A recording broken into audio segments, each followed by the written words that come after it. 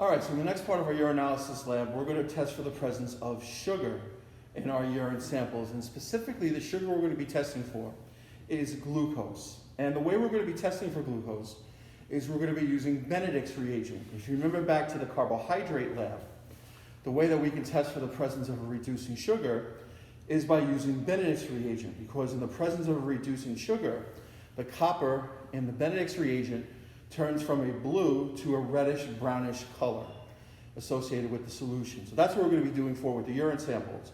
We're going to start by adding Benedict's reagent to 3 separate test tubes, and then we're going to add normal urine to 1 test tube, unknown A to a 2nd test tube, and then unknown B to a 3rd test tube. And then what we're going to do is we're going to let those heat up in the warm water bath, and we're going to see if the copper changes from a blue to a reddish brownish color. Remember, reddish brownish is the true indicator using Benedict's reagent for the presence of a reducing sugar. Keep that in mind when you're looking at the results. All right, so here I have my Benedict's reagent, okay? So I'm going to add some of that to 3 test tubes. This is labeled normal. This is labeled A. This is labeled B. Okay. So that's done.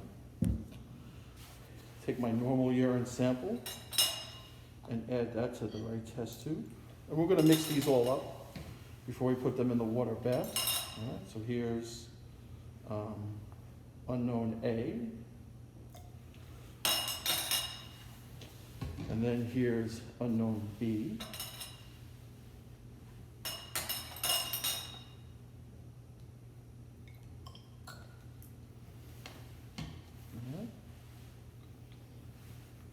Shake those all up.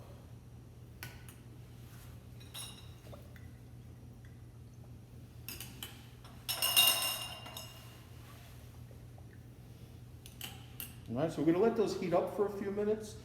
After we let them heat up for a few minutes, we'll come back and we'll analyze the results.